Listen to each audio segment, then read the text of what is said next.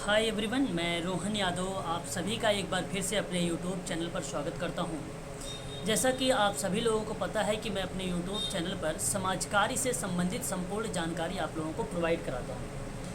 मैं आप लोगों को शाम 6 बजे से 7 बजे तक मैं आप लोगों को पर डे प्रैक्टिस करवा रहा हूँ। PYQ के रूप में हम लोग जो है चर्चा पर चर्चा कर रहे हैं और क्वेश्चन पेपर आपके सामने है 5 दिसंबर 2021 का। और इससे संबंधित हम लोगों ने 2 वीडियोस यानी 2 क्लासेस हम लोगों ने कर चुके हैं 5 दिसंबर 2021 के प्रश्नों पर। पहली वीडियोस में मैंने 1 से लेकर 25 प्रश्नों पर चर्चा किया था। कल वाली क्लास में शाम 6 से 7 के बीच में अगर हम लोग बात करते हैं तो वहाँ पर जो है 26 से लेकर और 50 तक के क्वेश्चन हमने सॉल्व किया था कल। आज हमारी जो है तीसरी वीडियो है और यहाँ आज हम लोग चर्चा करेंगे क्वेश्चन नंबर 51 से लेकर 75 तक के क्वेश्चन। आपको बता दूँ, यदि आप NTA UGC net online class लेना चाहते हैं समाज कार्य की, तो मैंने आप लोगों के लिए जो फीस रखी है 999 रुपये। इसमें आप लोगों को जो है प्रैक्टिस भी है, PYQ, मॉक टेस्ट और यूनिट नंबर 1 से लेकर 10 तक की सारी वीडियो का लिंक और PDF, यानी 999 रुपये में समाज कार्य के सारे कंटेंट आप लोगों को जो है यहाँ पे प्रोवाइड किए जाएंगे। यदि आप 500 रुपये का जो है कोर्स परचेज करना चाहते हैं तो उसमें आपको केवल PYQ है और मॉक टेस्ट है समाज कार्य का, ठीक है। यदि आप इसको लेना चाहते हैं इस क्लास को, तो इसके लिए आपको क्या करना होगा, 8506031308 पर आप या तो कॉल करिए या तो आप व्हाट्सएप के माध्यम से समाज कार्य के बारे में संपूर्ण जानकारी प्राप्त यहाँ से कर सकते हैं। यहाँ मैं आप लोगों को बता भी दूंगा फीस के स्ट्रक्चर के बारे में और साथ ही साथ यहाँ पर किस तरीके से आपकी क्लास चलेगी, PDF कहाँ पर मिलेगा, लिंक कहाँ पर मिलेगा, लाइव क्लासेस का लिंक कहाँ पर मिलेगा, ये सारी चीज़ें मैं आप लोगों को जो है व्हाट्सएप के माध्यम से और कॉल के माध्यम से बता दूँगा। तो आज हम लोग शुरुआत करेंगे 5 दिसंबर 2021 के समाज कार्य का प्रश्न है और स्टार्ट करेंगे आज हम लोग प्रश्न नंबर 51 से, ठीक है। प्रश्न कह रहा है कि बच्चे एक प्रक्रिया के माध्यम से नए शब्दों को जोड़ना सीखते हैं, तो बताएं क्या कहलाएगी वो? विस्तार। और कोई बताना चाहेगा मुझे? तीव्र चित्र, वेरी गुड। ऑप्शन आपका यहाँ पे सही होगा, फास्ट मैपिंग। आपको मैं बता दूं, ये एक समाधान की प्रक्रिया है। आप सिंपल सी बात सोचिए कि बच्चे एक प्रक्रिया के माध्यम से नए शब्दों को जोड़ना सीखता है, तो वो जब फास्ट मैपिंग करेगा तो होता है, ठीक है। आपका विस्तार नहीं होगा कि नए शब्दों को जोड़ना सीख गया विस्तार से, गलत। प्रेरणा से भी ऐसा कुछ नहीं होता है कि इंप्रेशन से अगर आप यहाँ पे जो है नए शब्दों को सीख रहा हो, ऐसा कुछ नहीं। नया चित्रण का माध्यम भी नहीं हो सकता आपका। बेसिकली मैं आपको बता दूं, तेजी से मानचित्रण को प्रायोगिक साक्ष्य में बार्टलेट का नाम सुना होगा आप लोगों ने, बार्टलेट का नाम आप लोगों ने सुना होगा। सन 1978 में जो है फास्ट मैपिंग के बारे में बताया था। बात यहीं समाप्त नहीं हुई, इसके साथ साथ मैं आपको बता दूं, डनहम का नाम आप लोगों ने सुना होगा। आर्थर डनहम ने भी इसके बारे में चर्चा पर चर्चा किया है सन 1985 में फास्ट मैपिंग के बारे में, ठीक है। फास्ट मैपिंग क्या होता है कि बच्चे अपने द्वारा सुने जाने वाले नए शब्द और उसके संभावित अर्थ के बीच एक प्रारंभिक फास्ट मैपिंग बनाकर शुरू करते हैं और वे अनुमान लगाते हैं कि फिर अनुमान को संशोधित करते हैं, फिर वहाँ पे अधिक से अधिक इनपुट देने की बात करते हैं। तो वहाँ आप लोगों ने एक नया शब्द जोड़कर सीखा है। तो बच्चे एक प्रक्रिया के माध्यम से नए शब्दों को जोड़ना सीखते हैं, वह है आपका फास्ट मैपिंग। ऑप्शन नंबर आपका यहाँ पर B सही रहेगा, ठीक है। बात करते हैं question number next, question number 52 के बारे में। आपने नाम इसके बारे में भी सुना होगा, FCRA नाम सुना है? हाँ, ये basically foreign contribution regulation act है। और यह जो एक्ट है, ये एक्ट आया था 18 दिसंबर 2006 को। इसमें संशोधन हुआ 2010 और 2020। अब आप एग्ज़ाम 2022 का देने जा रहे हैं, तो आपको 2010 का बेस नहीं बनाएगा, आपके लिए 2010 का बेस नहीं बनाएगा, आपके लिए यहाँ पे बेस बनाएगा 2020 का। मैं आपको बता दूं, ये जो विदेशी अंशदान विनिमय संशोधन अधिनियम 2020 का है, इसमें अगर हम बात करें तो विधेयक को लोकसभा द्वारा पारित किया गया और अब इसे राष्ट्रपति के अनुमोदन के लिए भेजा गया और आयोग ने राष्ट्रपति से अंतर्राष्ट्रीय कानून के साथ विधेयक की असंगति के कारण अपनी सहमति ना देने का आह्वान किया है। तो अंतर्राष्ट्रीय कानून के साथ विधेयक की असंगति के कारण है, ये एक शब्द था जो आपके लिए इंपॉर्टेंट था। अच्छा, एक बात और ध्यान रखिएगा, इसमें मैं आपको बता दूं कि इस अधिनियम के अनुसार किसी एनजीओ के द्वारा विदेशी अंशदान की 50% से अधिक राशि का इस्तेमाल, 50% की, आप ध्यान रखिएगा सभी लोग, 50% की अधिक राशि का इस्तेमाल प्रशासनिक खर्चे के लिए नहीं कर सकता है। तो विधेयक में संशोधन कर दिया 2020 में और इसकी सीमा कर दी है 20%, 20% कर दिया इसकी सीमाएं, है ना। तो हालांकि अगर हम बात करें यहाँ पे 2010 से 2020 के बीच में जो विदेशी अंशदान की वार्षिक इन्फ्लो था, जिसको हम आमद कहते हैं, वो दुगनी वृद्धि हुई थी। लेकिन कई बार यह देखा गया है कि विदेशी अंशदान के कई प्राप्तकर्ताओं ने विदेशी अंशदान की राशि को उस प्रयोजन के लिए प्रयोग नहीं करते, तो जिसके लिए उन्हें पंजीकृत किया जाता है ना। तो इस चीज़ को आप ध्यान रखिएगा। इसमें कई टाइप की आलोचनाएं भी की गई थी, है ना। इसमें सबसे इम्पोर्टेंट बात यह है कि संशोधन के अनुसार विदेशी अंशदान का केवल 20% हिस्सा ही प्रशासनिक खर्च के लिए उपयोग किया जाएगा और इस प्रावधान से देश के उन बड़े गैर सरकारी संगठन की समस्या का सामना करना पड़ेगा। कहने का मतलब ये आलोचना के रूप में था, तो 20% कम था, हो सकता है समस्याएं और मिल सकती हैं, ये आलोचनाएं थी, है ना। तो इसको आप ध्यान रखिएगा। तो यहाँ पे सही जवाब हो जाएगा ऑप्शन नंबर आपका डी वाला, ठीक है। यह ऑप्शन आपका है 60, यह आपका बी है 30, यह आपका अगर हम बात करते हैं सी 20, नहीं यहाँ पे 25 है, और अगर डी करते हैं हम लोग 20, ठीक है। तो ऑप्शन नंबर आपका डी। तो बताइए जरा, क्वेश्चन नंबर 52 आपको समझ में आया? सर, ये विदेशी अनुदान वाला था ना 8वीं या 7वीं यूनिट में। अच्छा, उसमें आपने ये पढ़ाया। चलो ठीक है। तो आप इस चीज़ को आप लोग जो है ध्यान रखिएगा, ठीक है। आगे बढ़िए, क्वेश्चन नंबर नेक्स्ट लेते हैं। प्रश्न हमारे सामने आ जाता है 53 का। 53 में अगर मैं आप लोगों से बात करूं तो ये कह रहा है कि भारत में दंड न्याय प्रणाली किस पर निर्भर है? पुलिस है, न्यायालय है, कारागार है। ये जब मैं लास्ट टाइम में पेपर करवा रहा था, जब 2021 का पेपर बच्चे देने जा रहे थे, बहुत सारे बच्चे बहुत कंफ्यूज थे यहाँ पे इस प्रश्न को लेकर, और यही प्रश्न देखो एग्जाम में आया भी था। मैं आपको बता दूं कि भारत में दंड न्याय प्रणाली किस पर निर्भर है, तो पुलिस पर भी है, न्यायालय पर भी है, कारागार पर भी है। वेरी वेरी मोस्ट इंपॉर्टेंट सवाल है ये, ध्यान रखिएगा। ये तीनों के तीनों ऑप्शन सही हो जाएंगे, ठीक है। ये तीनों आ जाएंगे और यहाँ पे नीचे दिए गए सही विकल्पों का अगर आप चुनाव करेंगे तो ऑप्शन नंबर सी देखिए, ए बी सी तीनों दिया गया है, यही आपका सही रहेगा, ठीक है। बात करते हैं क्वेश्चन नंबर नेक्स्ट। बहुत इंपॉर्टेंट क्वेश्चन और बहुत ये अप्लाइड टाइप के प्रश्न ये पूछे गए थे आप लोगों से। क्वेश्चन नंबर ये आपके सामने 54 है, और 54 में अगर बात करें कि एक व्यक्ति जिसकी पारिवारिक आय चाहे कुछ भी हो, अगर उसके परिवार के पास निम्नलिखित में से कोई भी संपत्ति हो तो उसकी पहचान आर्थिक रूप से कमजोर वर्ग से बाहर कर दी जाएगी यदि, अब ध्यान रखिए, यदि वो 5 एकड़ या उससे ज़्यादा खेती होगी तो भूमि खंड हो। तो बताइए जरा, वहाँ पे पारिवारिक आय चाहे कुछ भी हो और परिवार की अगर हम बात करते हैं कोई भी संपत्ति, उसकी पहचान की जाएगी आर्थिक रूप से कमजोर वर्ग से वो बाहर हो जाएगा। तो जिसके पास 5 एकड़ जमीन होगी वो कमजोर वर्ग कहलाएगा?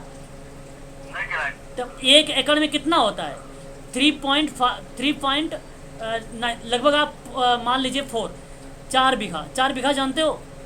एक जो है 1 बीघा में 20 बिस्सा जमीन होती है, 20 बिस्वा होता है। है ना।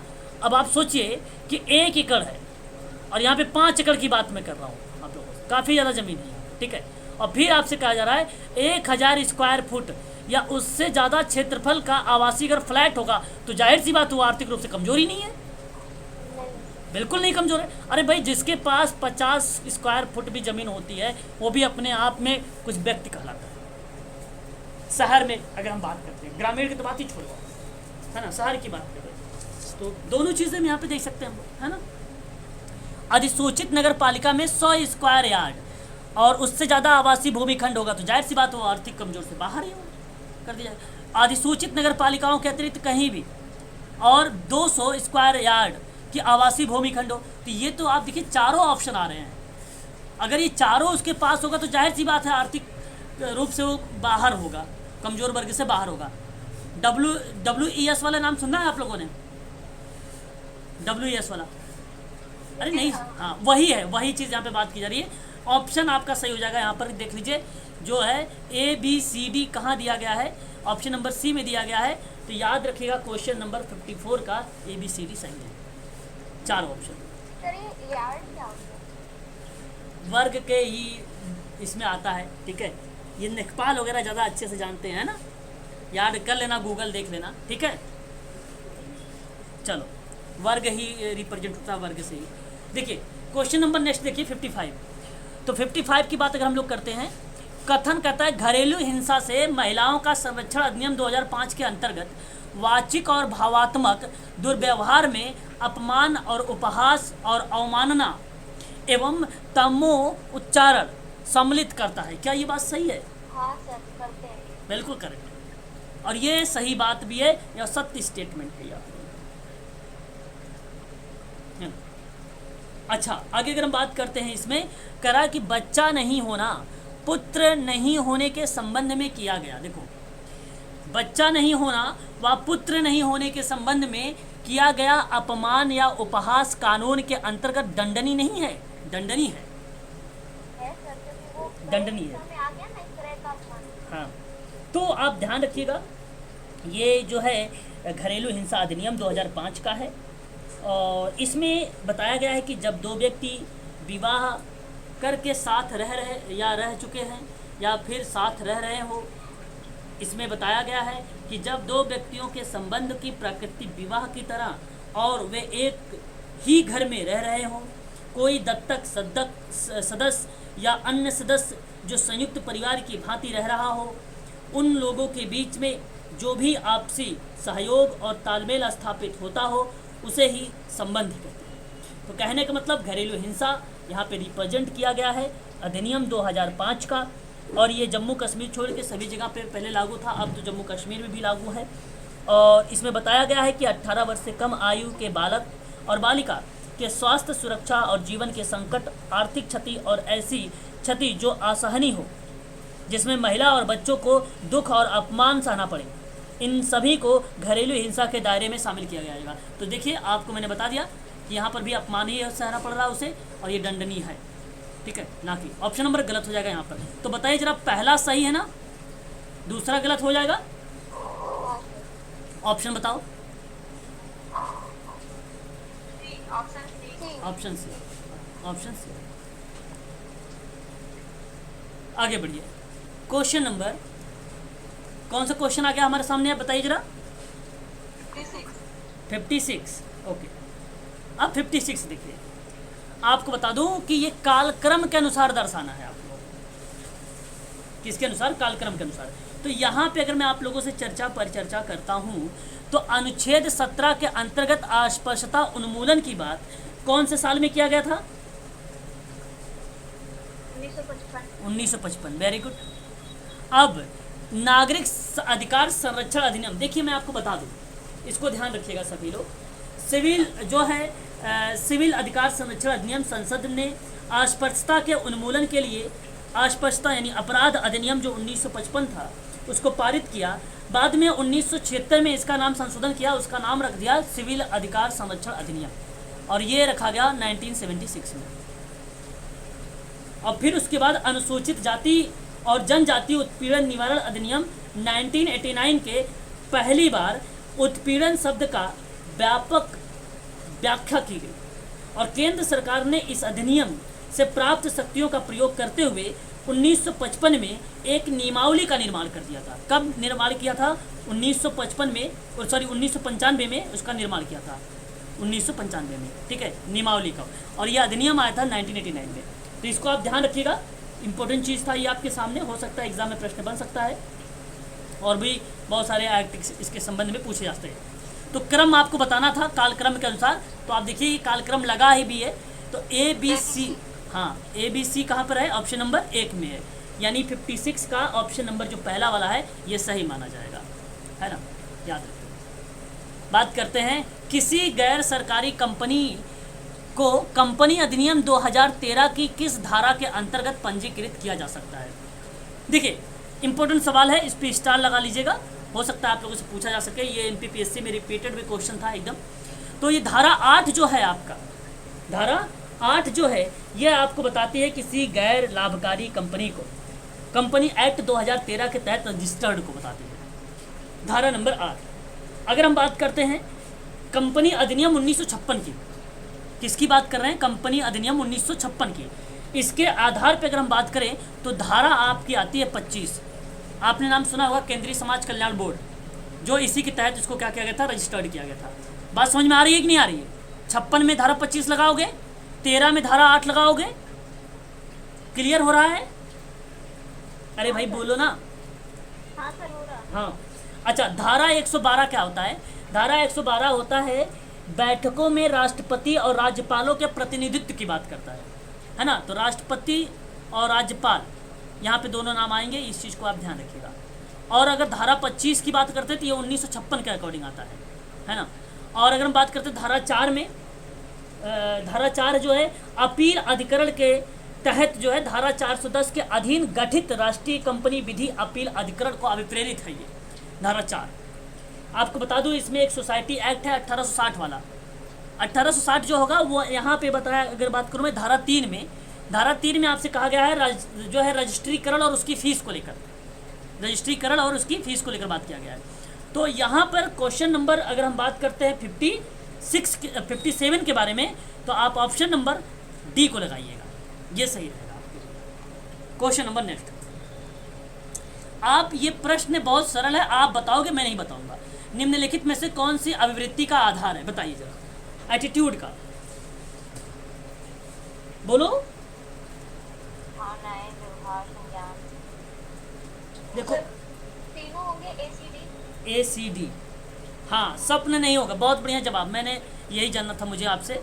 एटीट्यूड का आधार, एटीट्यूड का आधार ड्रीम्स नहीं है, गलत जवाब हो जाएगा। भावनाएं हैं, व्यवहार है, संज्ञान है आपका। तो यहाँ पर आप लगाइए जरा ACD कहाँ पे है, कौन से ऑप्शन में है? डी में। चेतन व्यवहार होता है ना। हाँ हाँ, एटीट्यूड। तो याद रखिएगा ये सवाल आपके लिए है, इंपॉर्टेंट था।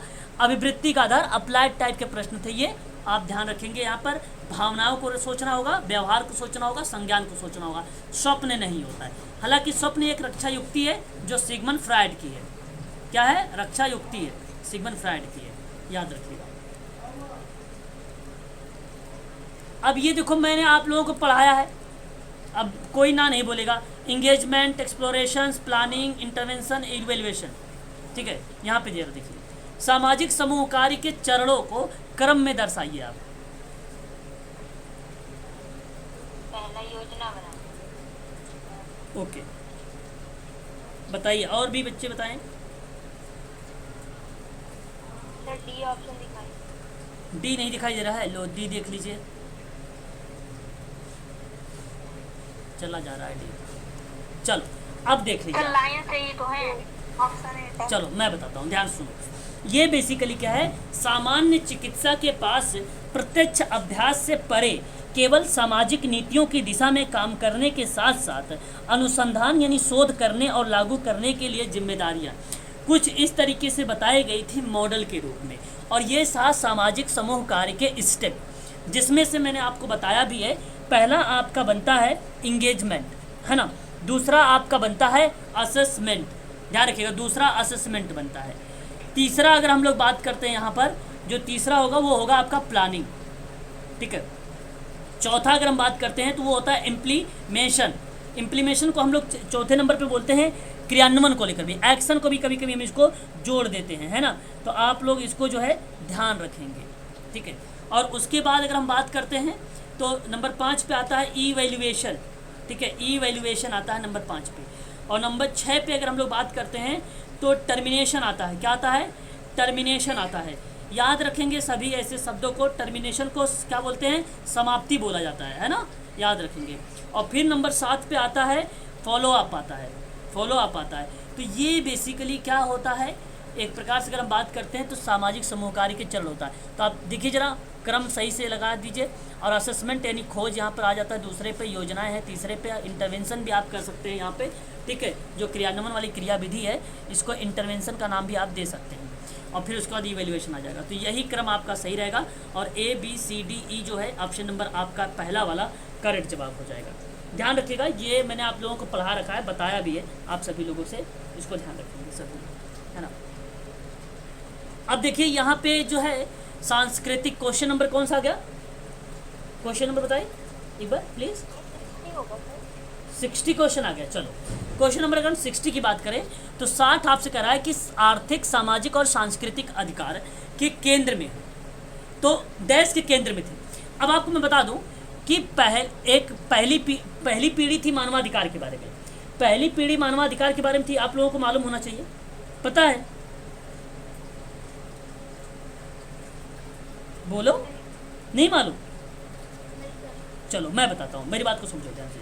देखिए सबसे पहले आपको मैं बता दूं कि सन 1979 में चेक कानूनविद ने कैरल जो है वासा ने स्टॉस वर्ष में अंतर्राष्ट्रीय मानवाधिकार संस्थान में मानवाधिकार का 3 पीढ़ी बताई थी। कब बताई थी? सन 1979 में। नाम क्या है उसका? कैरल वासा नाम ये 3 बताया था।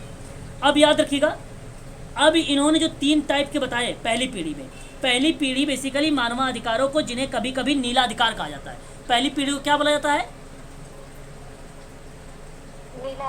नीला अधिकार बोला जाता है, ठीक है, याद रखिएगा। अब इसमें आपको मैं बता दूं कि स्वतंत्रता और राजनीतिक में भाग लेने वाले से संबंधित था ये। अब क्वेश्चन में स्वतंत्रता राजनीतिक कहीं लिखा हुआ है? जब नहीं लिखा हुआ है तो ऑप्शन आप पहला काट दीजिए। दूसरी बात करिए, दूसरी पीढ़ी की बात करते हैं, मानवाधिकार समानता से संबंधित था। ये बेसिकली द्वितीय विश्व युद्ध के बाद जो है सरकारों ने मान्यता दी, और ये मूल रूप से आर्थिक, सामाजिक, सांस्कृतिक और प्राकृतिक में सांस्कृतिक अधिकार से रिलेट किया गया था, जिसमें विभिन्न नागरिकों के समान स्थितियों और बर्ताव की गारंटी देते थे। और यहाँ पे अगर हम बात करते हैं तो ये जो पहली पीढ़ी के अधिकार थे, उसी के तहत ही मानवाधिकार को सार्वभौमिक घोषणा से जो है आच्छादित किया गया था, ठीक है। अनुच्छेद 22 और 28 में आर्थिक, सामाजिक और सांस्कृतिक अधिकारों पर अंतर्राष्ट्रीय करार के तहत इसको सन्निहित किया गया था। तो मैं आपसे कहूँगा कि इसको कभी कभी लाल अधिकार भी कहा जाता है। लाल अधिकार किसको कहा जाता है? सेकंड वाले को। और लाल अधिकार क्या है? ये बेसिकली आर्थिक, सामाजिक और सांस्कृतिक, याद रखिएगा। ऑप्शन आपका यहाँ पर जो हो जाएगा बी वाला सही माना जाएगा, ऑप्शन नंबर बी आपका करेक्ट माना जाएगा यहाँ पर। तीसरी पीढ़ी की बारे में बात करें अगर हम लोग, तीसरी पीढ़ी क्या होती है इसको भी आप लोग ध्यान रखिएगा। ये मानवाधिकार जो है महज नागरिक और सामाजिक अधिकारों से परे होता है, जैसा कि अंतर्राष्ट्रीय कानून के कई दस्तावेजों में जो है व्यक्त किया गया है इसके बारे में। यहाँ पे अगर हम बात करें संयुक्त राष्ट्र सम्मेलन में सन 1972 में, कब? सन 1972 में क्या किया गया था? स्टॉकहोम की घोषणा की गई थी, पर्यावरण और विकास पर बात किया गया था। फिर उसके बाद 1992 में रियो घोषणा किया गया था, 1992 में, ठीक है। और इसको जो है तीसरी पीढ़ी के नाम से जाना जाता है, और इसी जो है हरे अधिकार के नाम से भी कहा जाता है। तो ये हरे अधिकार है आपका, क्या है ये? हरे अधिकार। अब बात करते हैं चौथी पीढ़ी। अच्छा ये देखो, चौथी पीढ़ी होती ही नहीं है, ठीक है, आप गलत इसको कर दीजिएगा। तो 3 पीढ़ी है केरल वासा के अकॉर्डिंग, इसको आप ध्यान रखिएगा, नीला, लाल और हरा, ठीक है, याद रखिएगा। क्लियर हो गया ये प्रश्न? क्वेश्चन नंबर 60 इंपॉर्टेंट सवाल है, IMP कर लीजिए इसको।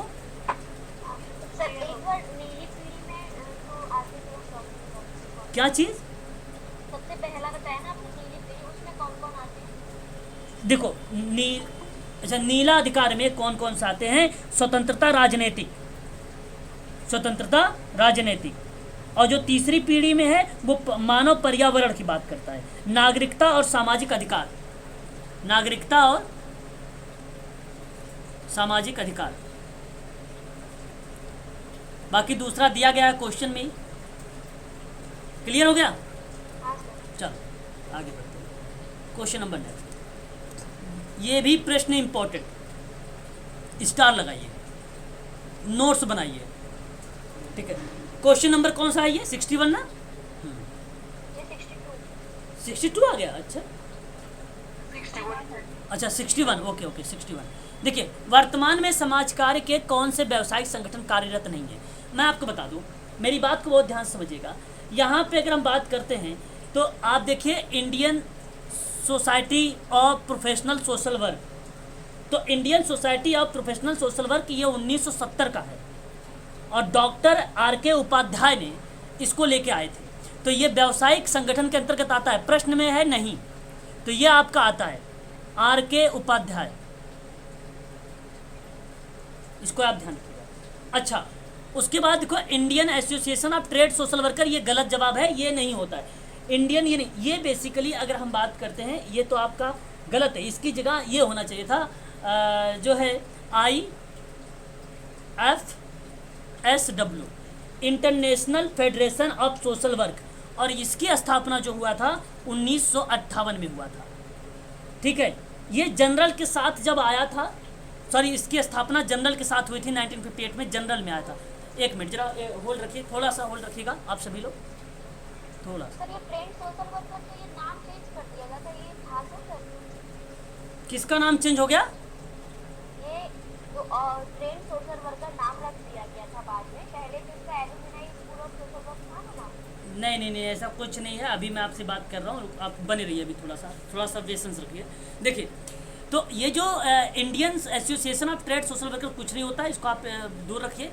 इसकी जगह IFSW, ये आपको ध्यान रखना ये है कि 1958 में इसको जो है जनरल के रूप में इसको जो है एक्सेप्ट किया गया था, जनरल के रूप में इसको जो है एक्सेप्ट किया गया।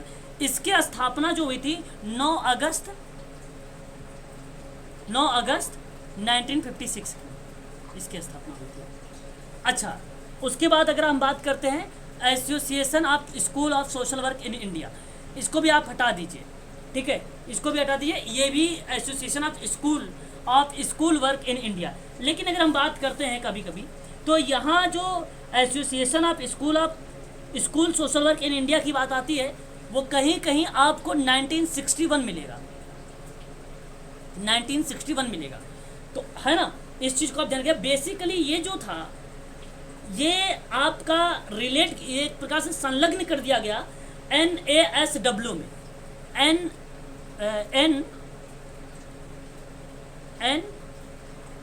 NASW आप नोट कर लीजिए, इसको बोला था national association of social workers. इसकी स्थापना 1955 में हुई थी। व्यवसायिक संगठन सारे पे चर्चा मैं कर रहा हूँ।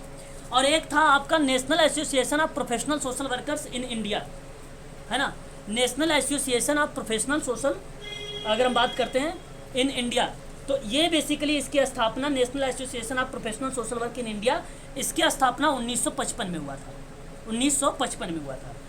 अगर हम बात करते हैं इसी के अंतर्गत और भी चीज़ें आती हैं, एक आपका आता है ISPSW, जो है India society of Professional Social work आता है, ये बेंगलोर का है, जो 1970 का, बेसिकली यही है जो पहला वाला है, ठीक है, इसको आप ध्यान रखिएगा, 1970 का बेंगलोर का। और एक आपका आता है PSWA, तो ये जो है प्रोफेशनल सोशल वर्क एसोसिएशन है, प्रोफेशनल सोशल वर्क एसोसिएशन है, सन 1985 आपका आता है, इसकी स्थापना हुई थी।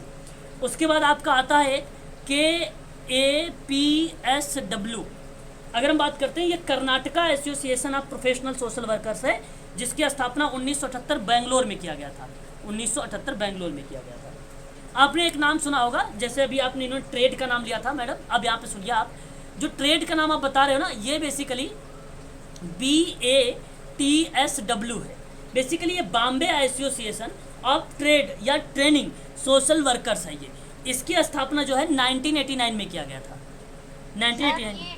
ट्रेड नहीं है सर, ट्रेंड मतलब जो ट्रेनिंग प्रशिक्षित सोशल वर्कर, इस तरह आप याद करो ना सर, 1951 का जो alumni school of social worker था, उसका हाँ नाम बदल गया था 1964 में Indian association of trend social worker.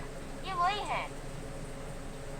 वही है, ये व्यवसायिक संगठन के अंतर्गत फिर तो वो आएगा। हाँ, सबसे पहला है। हाँ सर, यही तो है सबसे पहला। गलत गलत स्टेटमेंट, ये व्यवसायिक समाज कार्य के अंतर्गत आता है, ये आएगा ही नहीं। ठीक है, ये आएगा ही नहीं। अभी मैं स्पष्टीकरण और कर देता हूँ, रुक जाइए थोड़ा सा। चलिए, तो इसको परिवर्तन कर लीजिए। इंडियन जो है Indian association of trade social worker, इसका नाम परिवर्तित है, ये 1964 का है। ठीक है, तो ये आपका हो जाएगा, ये भी हो जाएगा। Association of school of social work in India को हटा दीजिएगा यहाँ से। ठीक है, और फिर नेशनल को उसको आप रख लीजिए। ठीक है, तो अब बताइए ज़रा, यहाँ पे ऑप्शन में देखिए एक ए जो है ए सी डी। अब यहाँ पे तो ए सी डी कहीं है ही नहीं। सर एक बार इसका इंग्लिश में चेक कर लीजिए वो क्या है, क्लैरिटी हो जाएगा। इंग्लिश में देख लीजिए, ये तो रहा इंग्लिश, ऊपर ज़्यादा नहीं जाना है। ये रहा जो है Indian trend social workers, India association of trend social workers भी है, इंडियन सोसाइटी भी है, association school of social work in India बता दीजिए। ऐसा तो नहीं है वर्तमान में कोई इनमें से बंद हो गया हो, क्योंकि इसमें वर्तमान में कौन कौन से संगठन? भाई 2021 का पेपर है ये। Indian association of trade social work है, ये अब कार्यरत नहीं है। और ये association of school of social work in India, ये भी कार्यरत नहीं है। हाँ, ऐसा कर सकते हैं। हाँ, ऐसा सोच सकते हैं, बिल्कुल बिल्कुल करेक्ट। ये आपका कार्यरत नहीं, ये आपका कार्यरत नहीं है। इसको सही कर लीजिए, ए और सी आपका करेक्ट हो जाएगा। ए और डी, ए और डी है ना। ए डी सही जा रहा है ना, कौन सा जा रहा है सही? पूछा नहीं है, संगठन कार्यरत नहीं है। हाँ, वर्तमान ए और डी। अच्छा बी सी, हाँ बी सी, इसमें सही कौन सा नहीं है, तो बी और सी कर लीजिए। हाँ, बी और सी सही कर लीजिए, बी और सी कर लीजिए। ऑप्शन में बी और सी आपका थर्ड वाले ऑप्शन। ठीक है, चलो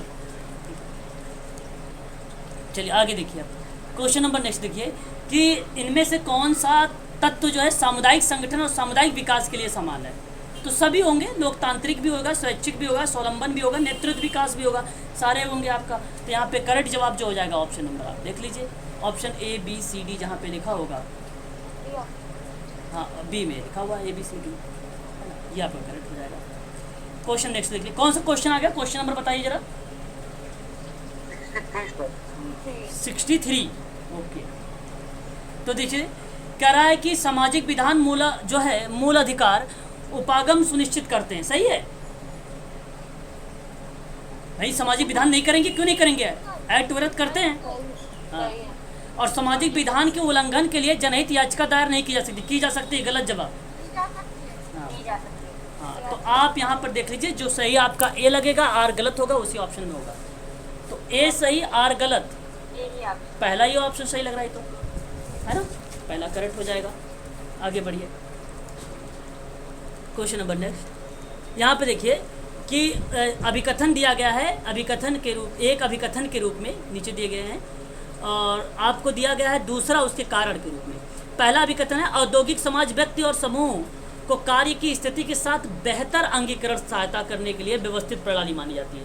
करेक्ट है, बिल्कुल। औद्योगिक समाज कार्य जो है ना, मैंने आपको बताया भी है कि व्यक्ति और समूह के कार्य की स्थिति के साथ बेहतर अंगीकरण की सहायता की बात मानी जाती है औद्योगिक समाज में। मैंने आप लोगों से एक बार व्याख्या लेक्चर भी दिया था इस पर थोड़ा सा, तो ये आपका सही हो जाएगा। और देखिए व्यावसायिक रूप से प्रशिक्षित व्यक्ति, जो यहाँ पे ध्यान दीजिएगा, क्या करा आपसे, प्रशिक्षित समाज कार्यकर्ता निरोधक विकासात्मक एवं व्याधिशमक स्तर पर स्वयं कार्यक्रम विकसित कर सकता है। व्याधि मतलब था समग्रता के रूप में, है ना, व्यष्टि का मतलब होता है एक इकाई के रूप में, तो बिल्कुल हो सकता है, ये भी सत्य है। लेकिन यहाँ पे दोनों के स्टेटमेंट अलग अलग होंगे, कथन तो दोनों सही हैं लेकिन व्याख्या नहीं होगी। आपको मैं बताऊंगा, यहाँ पे ऑप्शन नंबर आपका जो डी वाला है ये सही होगा आपका। ए आर तो दोनों सत्य हैं परंतु व्याख्या नहीं हो रही है। देखिए मैंने आपको बताया भी है इसके क्वेश्चन के बारे में, है ना। क्वेश्चन नंबर कौन सा है ये, 64 हो जाएगा। 60 ये जी 65। विश्व डाउन सिंड्रोम 21 मार्च को है, आपको बता चुका हूँ। विश्व मौसम विज्ञान दिवस, मैंने दिवस पे एक जो है वीडियोस भी बना रखा है आप लोगों के लिए, बताया भी है, तो वो आपका क्या हो जाएगा 23 मार्च हो जाएगा। और फिर उसके बाद अगर हम चर्चा करते हैं तो विश्व जल दिवस कब मनाया जाता है 22 मार्च को। तपेदिक विश्व दिवस कब 24 मार्च को। जरा बताइए, ऑप्शन बताइए।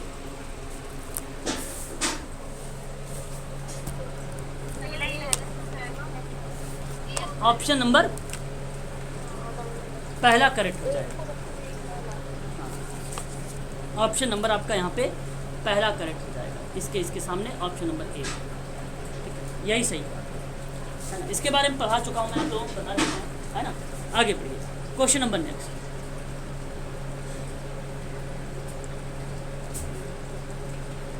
देखिए, सांस्कृतिक विलंबना के बारे में बताया है मैंने, किसका अवधारणा है, कोई बताए जरा। आगमन की, हाँ वेरी गुड। जो सांस्कृतिक पिछड़ापन है वही विलंबना है, इसी को इंग्लिश में कल्चर लैग कहते हैं, कल्चर लैग बोलते हैं। और ये प्रकाशित किसने किया है, आगमन ने किया है। याद रखिएगा 1922 में, कब 1922 में, जिस समय सोशल चेंज आया था, जिस समय सोशल चेंज का जो कॉन्सेप्ट था उसी समय की बात हो रही थी, है ना। इसको आप ध्यान रखिएगा। अच्छा, आगे अगर हम बात करते हैं, a handbook of sociology, a handbook of sociology 1922 में थी, आगमन का ही था।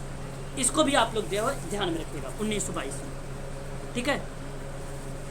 क्लियर हो रहा है भाई, बताते रहिए आप लोग। 1922, ठीक है। अच्छा, टेक्नोलॉजी एंड जो है, टेक्नोलॉजी एंड चेंजिंग फैमिली की बात किया था आगमन ने 1958 में, ठीक है। देखो मैं सारा चीज़ें बताते चल रहा हूँ आप लोगों से, याद रखिएगा, है ना। अच्छा, आगे हम बात करते हैं। देखिए आप ऑप्शन पे आते हैं, जे फ्रेजर के बारे में। जे फ्रेजर महोदय ने द गोल्डन बो के बारे में बात किया है, बहुत इंपॉर्टेंट किताब है इसकी, द गोल्डन बो के बारे में बात किया 1890 में।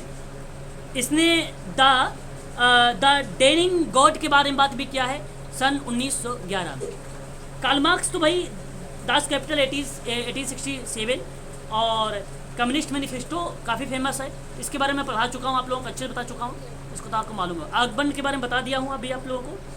और टेलर, ये बेसिकली फेडरिक बिस्लो टेलर है इसका पूरा नाम, और इसने द प्रिंसिपल ऑफ साइंटिफिक के बारे में बात किया था। द प्रिंसिपल ऑफ साइंटिफिक 1911 में, 1911 में, यानी 1911।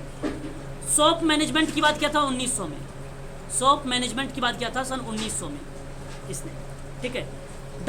On the art of cutting model 1906 में जो है टेलर की किताब थी। तो आप ये ध्यान रखिए, ये सारे कॉन्सेप्ट है टेलर महोदय के अकॉर्डिंग। आगे बात कर लेते हैं, question number next. Sir third कौन सा बताए हो आप? किसकी? टेलर की। टेलर की किताब 1906 में जो किताब लाई गई थी उसको नोट कर लीजिए आप लोग, on the art of cutting model, of cutting model. इस प्रश्न का ऑप्शन नंबर सी सही रहेगा। देखिए, भारत के संविधान में निम्नलिखित किस अनुच्छेद में सामाजिक न्याय के समग्र ढांचे के भीतर जन कल्याण को बढ़ावा देने का प्रावधान है? देखिए, अनुच्छेद 19 और 24 की बात अगर हम करते हैं तो हमारे सामने स्वतंत्रता का अधिकार आता है और कारखानों आदि के बालकों के नियोजन का प्रतिषेध की बात करता है, मालूम होगा, जो कि सामाजिक न्याय के समग्र ढांचे के बारे में जन कल्याण की बात नहीं होती। यहाँ पे आप काट दीजिए। 38 और 46 की बात करते हैं अगर हम लोग, तो राज्य लोक कल्याण की अभिवृद्धि की बात कर रहा है ये, साथ ही साथ अनुसूचित जाति, अनुसूचित जनजाति, अन्य दुर्बल वर्गों के शिक्षा और साथ ही साथ उनके संबंधित हितों में वृद्धि करने की बात करता है। तो इसलिए सामाजिक न्याय की समग्र के भीतर में जन कल्याण की बात करता है ये आर्टिकल 38 और 46। ऑप्शन नंबर आपका बी वाला ही करेक्ट जवाब हो जाएगा यहाँ पे। अनुच्छेद 39 और 332 की बात करें। 39 राज्य का अनुसरण के लिए कुछ नीति का तत्व बताया गया 39 में। जो 332 है ये बेसिकली राज्य की विधानसभाओं में जो है अनुसूचित जाति और अनुसूचित जनजाति के लिए स्थान का आरक्षण दिया गया है ना। और अनुच्छेद 40 और 45 की बात करेंगे तो जहाँ पे पंचायत का गठन है ये 40 में, और 45 में बालकों को निःशुल्क और अनिवार्य शिक्षा की बात की गई है। तो क्वेश्चन नंबर कौन सा हमारे सामने है ये 67 है ना। ऑप्शन आपका यहाँ पे सही हो जाएगा बी वाला, याद रखिए। आगे बढ़िए, question number next. Radical social work में देखिए जरा, बेली का नाम कहीं पर है, बताइए कहीं पर है बेली? बी में नहीं, राय बेली, मतलब वही है राय बेली यहाँ पे, ठीक है। तो राय बेली एंड माइक बेक ने, इस चीज़ को याद रखिएगा सभी लोग, काफ़ी इंपॉर्टेंट टॉपिक है ये आप सबके लिए, इंपॉर्टेंट सवाल भी है। रेडिकल सोशल वर्क के बारे में मैंने कई बार बोला भी है, बेली के बारे में। तो सबसे पहले जो है बेली महोदय ने सन 1975 में इसके बारे में अवधारणा दिया था, कॉन्सेप्ट दिया था। फिर रेडिकल सोशल वर्क एक ट्रेडिशनल तरीके से जब किताब में आई तो राय बेली और माइक ब्रेक का नाम आया था साथ में, ठीक है। और ये किताब के रूप में जब आए तो वह वर्ष था 1 जनवरी 1981, दोनों के साथ में आया। और अवधारणा सबसे पहले इसी का था, बेली का ही था, ठीक है। किम, अगर हम बात करते हैं किम जो है, किम एंड जुर्लो के बारे में, तो किम एंड जुर्लो जो है बेसिकली ग्लोबलाइजेशन के बारे में बात करते हैं। ग्लोबलाइजेशन 2009 में एक कॉन्सेप्ट था इनका, वहाँ पे आया था। और एच.वाई. सिद्दीकी के बारे में बात अगर हम लोग करते हैं तो group work theory and practice 2008 की थी इनकी। और इसके साथ साथ इन्होंने फिर सोशल वर्क ह्यूमन रिलेशन की बात किया था 2015 में। और फिर उसके बाद इन्होंने social development in India, in Indian सब कॉन्टिनेंट की बात किया था, जो 2004 में था। और 3 देश का नाम आता है, इंडिया, नोट कर लीजिएगा, पाक और बांग्लादेश। हाँ, 3 चीज़ें याद रखिएगा, ठीक है। बाकी ये सामुदायिक संगठन के प्रारूप में भी आता है, ठीक है, याद रखिएगा। माइक फर्गूसन की बात कर लेते हैं।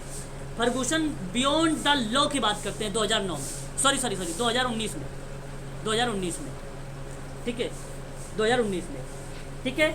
याद रखिएगा ये सारे चीज़ें, ये सारे नाम आप सबके लिए इम्पोर्टेंट है। किसका?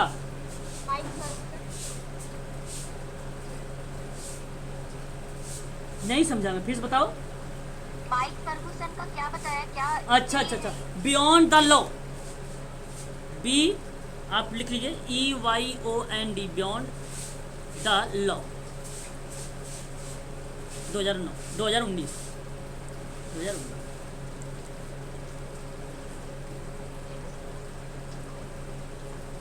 चलिए आगे बढ़िए।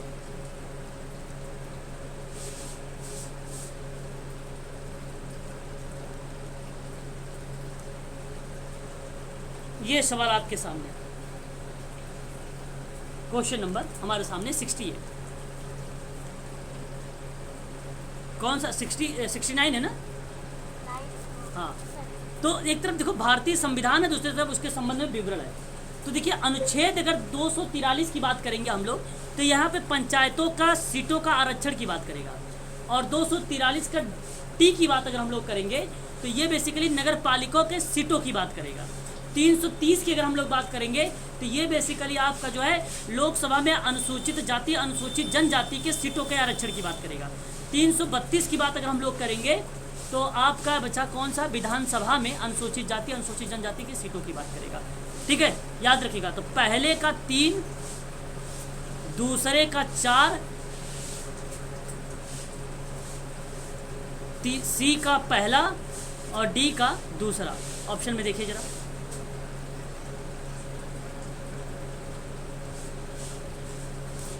कौन सा ऑप्शन गया? पहले का 3, दूसरे का 4, सी का पहला, ऑप्शन नंबर सी करेक्ट हो जाएगा, ऑप्शन नंबर सी।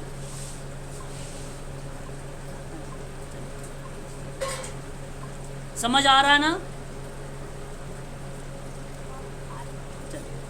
सन 1946 में प्रकाशित principle of social work recording, case work recording के लेखक। याद रखिएगा, यहाँ पर मैं आपको बता दूँ बिस्टिक महोदय के बारे में। पहले बिस्टिक ने द केस वर्क रिलेशनशिप के बारे में बात किया था, ठीक है, और ये किताब आई थी 1957 में। और फिर इन्होंने the 5 method of social work की बात भी किया था सन 1960 में।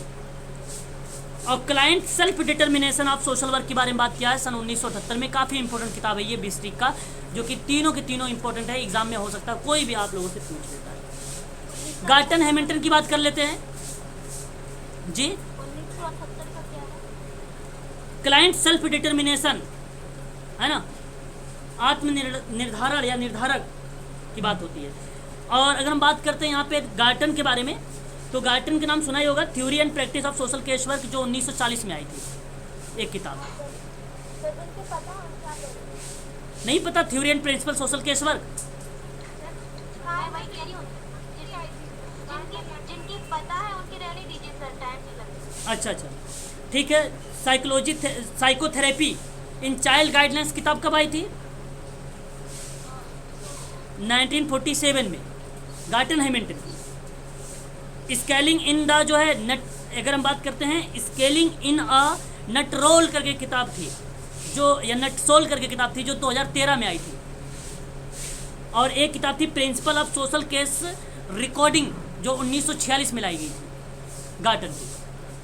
पार्लियामेंट की बात अगर हम करते हैं, पार्लियामेंट ने द केस वर्क रिलेशनशिप की बात किया था 1957 में। और अगर पार्लियामेंट की बात अगर हम करते हैं, नहीं, पार्लियामेंट थोड़ी लाया था ये बिस्टिक लाया था। इसने आप प्रॉब्लम सॉल्विंग के लाया था 1957 में, प्रॉब्लम सॉल्विंग को लेकर आया था, ठीक है। और फिर उसके बाद relationship the heart of helping people की बात किया था 1979 में ये किताब थी। और personal social role and personality की बात किया था, पर्सोना वगैरह के बारे में, 1968 में पार्लियामेंट ने। और looking back to see ahead की बात किया था, और ये किताब 1989 में लाया था पार्लियामेंट ने। तो पार्लियामेंट की 4 किताबें हैं यहाँ पर। आर शास्त्री को छोड़ दीजिए, ऑप्शन आपका यहाँ पर बी वाला करेक्ट हो जाएगा, ठीक है। आगे बढ़िए, क्वेश्चन नंबर नेक्स्ट। क्वेश्चन बताइए, कौन सा क्वेश्चन आया? 71, वेरी गुड। 71, केशवानंद भारती बनाम भारत संघ के मामले में उच्चतम न्यायालय का यह निर्णय दिया गया था कि भारतीय संविधान की अनुसूची 10 में दी गई जानकारी को नहीं बदल सकता है। गलत जवाब, ये निर्णय नहीं था। मूल अधिकारों के संबंध में, ये पता है 1973 में आया था ना, मैंने पढ़ाया है, आप लोगों को बताया भी था, है ना।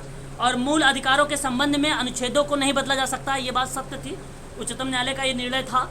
और संविधान के बुनियादी ढांचा का अनुल्लंघनीय है और उससे संसद द्वारा संशोधित नहीं किया जा सकता, ये भी आपका था। तो ये केशवानंद भारती जो था 1973 में जो आया था उच्चतम न्यायालय का, ये दोनों की बातें कही गई थी। तो बी और सी जिस ऑप्शन में होगा वही करेक्ट माना जाएगा, वही आपका करेक्ट माना जाएगा।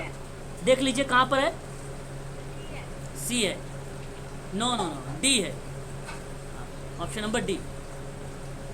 चलिए आगे बढ़िए। देखिए, भारतीय संविधान के जो 42वां संशोधन था 1976 का, संविधान संशोधन, आपने को मैंने ट्रिक बताया था PAS।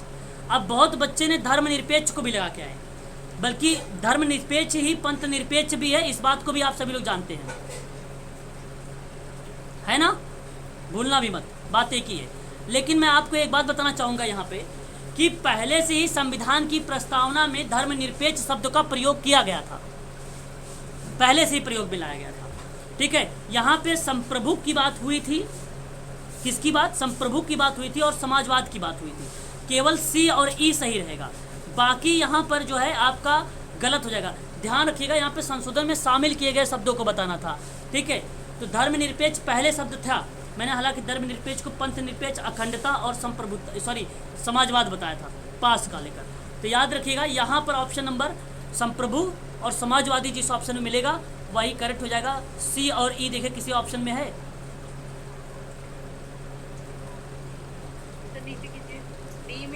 डी में है, हाँ, डी करेक्ट हो जाएगा। सर ये PAS पास बताया आपने, क्या चेक बताइए? क्या? पंथ निरपेक्ष, अखंडता, समाजवाद। हाँ। चलिए अब आगे बढ़िए, क्वेश्चन नंबर आगे आ जाइए आप लोग 72 पे। कह रहा है, सम्मिलित करिए, समिति है एक तरफ, क्षेत्र है। रंगराजन समिति कब आई थी सरकार द्वारा? बोलिए। 1993 में आई थी, है ना, जो विनिवेश की बात करती थी, ठीक है। तो मेरा कहने का मतलब ये हुआ 72 है कि 73 क्वेश्चन है, बताइए एक बार जरा। 73, ओके, 73 है। तो अगर हम बात करते हैं यहाँ पे रंगराजन के बारे में, तो विनिवेश की बात करते थे और ये बेसिकली गरीबी को मापन कर लेकर था। तो मैं आपसे कहूँगा कि ये आप इससे मैच कर लीजिए, ठीक है, गरीबी से रिलेट कर लीजिए। अच्छा, आगे बात कर लीजिए बलवंत राय मेहता समिति के बारे में। कब आई थी ये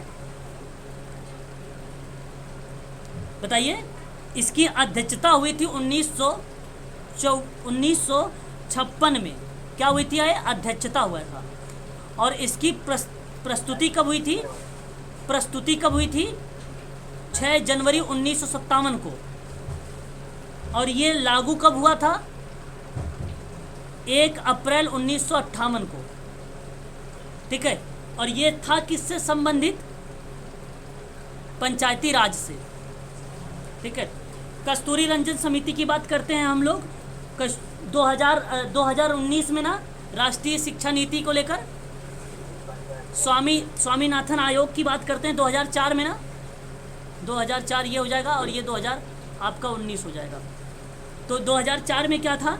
केंद्र सरकार ने इसकी अध्यक्षता में नेशनल कमीशन ऑन जो है फार्मर्स का गठन किया था, ठीक है, याद रखिएगा इस चीज़ को भी आप लोग।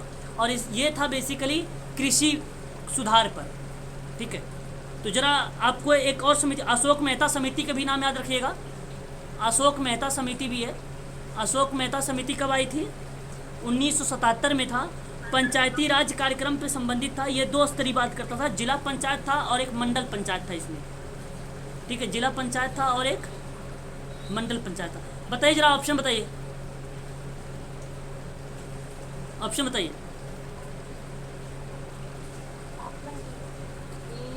बी। मतलब ऑप्शन बोलने में भी इतनी तकलीफ आप लोगों को होती है, क्या बताएं हैं? चलो आगे बढ़िए। इतना चिल्ला चिल्ला के बोल रहा हूँ, उसके बावजूद भी आप लोगों को नहीं समझ में आ रहा। पूर्व से वर्तमान तक में आइए, क्रम से पुस्तक का प्रकाशन करिए। The sociology of science R K Merton की किताब है ये। किसकी? आर के मर्टन की, 1962, ठीक है। दास कैपिटल की बात करते हैं कार्ल मार्क्स की, 1867। The division of labour society की बात करते हैं हम लोग दुर्खिम की, 1893। जो आगे का बात करते हैं हम लोग मॉडर्नाइजेशन ऑफ इंडियन ट्रेनीज की बात करेंगे। योगेंद्र सिंह की किताब है ये, सन 1973 की। और कम्युनिटी जो है सोशियोलॉजिकल स्टडी मैकाइबर की है और ये किताब आई थी 1971 की। क्रम लगाइए फटाफट, क्रम लगाइए। पहले नंबर पे क्या आएगा?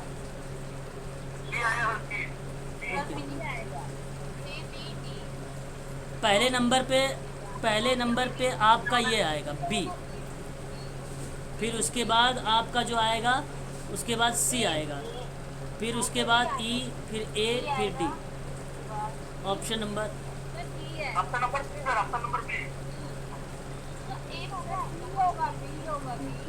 बी होगा। अरे यार क्या कर रहे हो? मैं करता हूँ, रुक जाओ, अच्छा होल्ड रखो आप लोग। आपके भरोसे एक काम देता हूँ, वो भी सही से नहीं कर पाते हो। पहले नंबर पे अगर हम बात करते हैं तो दास कैपिटल आ जाएगी बी। फिर उसके बाद अगर हम करते हैं 18 का, तो फिर उसके बाद सी, फिर उसके बाद 19, देखिए यहाँ पर भी है 19, यहाँ पर भी 19, यहाँ पर, तो 62 आएगा सबसे पहले, फिर आएगा ए, फिर 62 यानी 62 के बाद अगर हम बात करेंगे तो 71 आएगा, फिर उसके बाद ई, फिर उसके बाद लास्ट में आ जाएगा डी। देखिए बी सी ई है। ये क्या हो रहा है? कोई ऑप्शन में नहीं मैच हो रहा भाई इस तो हो।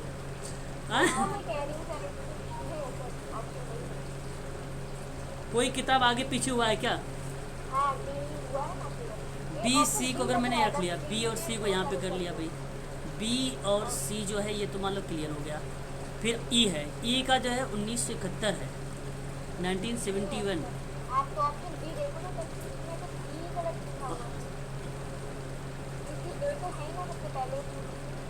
और ए की किताब क्या भाई?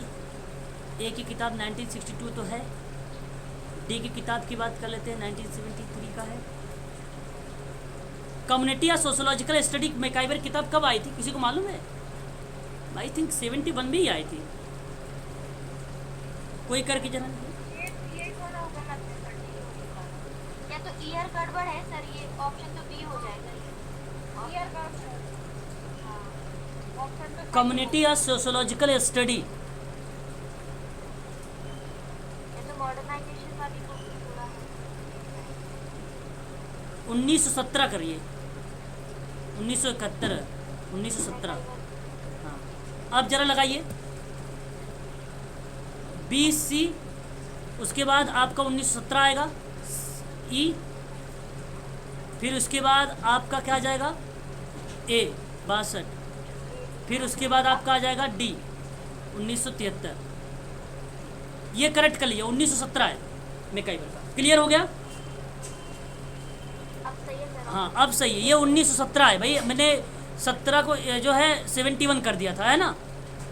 ठीक है, ठीक है, 1917 है। क्लियर हुआ? हाँ जी सर हो गया। हाँ चलो ठीक है।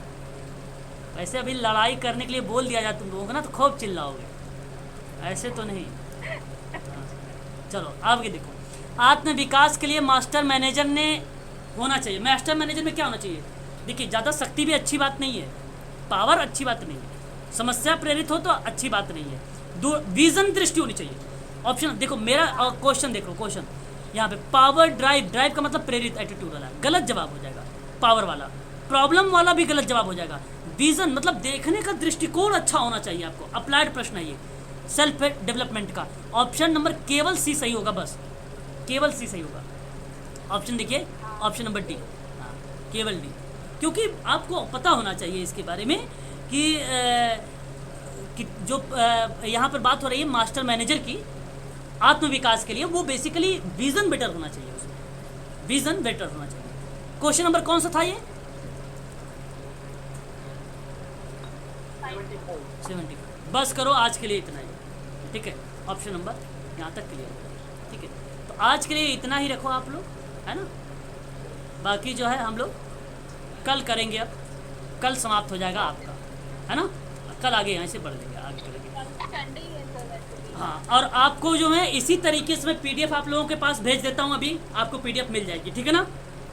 ठीक है, हाँ पढ़ते नोट्स जरूर बनाइएगा 2021 के पेपर का नोट्स बना के जरूर। और जब पेपर देने जाना ना, 1 घंटा पहले, आधे घंटे पहले आप जरूर इसको देख लेना, पेपर 21 को देख लेना, क्योंकि मैंने जितनी व्याख्या कर रहा हूँ, जितनी किताब लिखा रहा हूँ, जितना सन बता रहा हूँ, सब लिख लेना, सब कर लेना, ठीक है? छोड़ना मत आप लोग 21 के पेपर। इसके चार ऑप्शन। हाँ सारे, ठीक है, चारों ऑप्शन।